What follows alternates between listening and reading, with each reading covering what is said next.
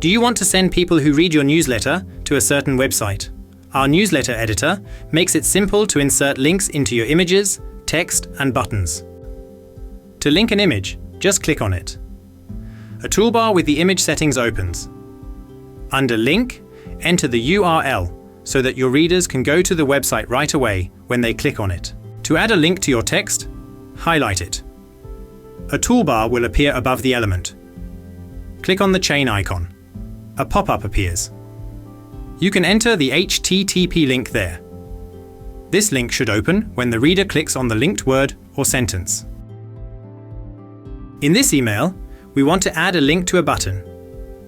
After clicking the button, you'll see a box where you can put in your link.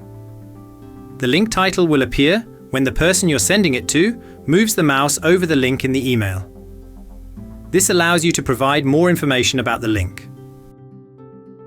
By the way, a lot of email programs have a sensitivity issue if you write out a target URL in the text and then put a link behind it.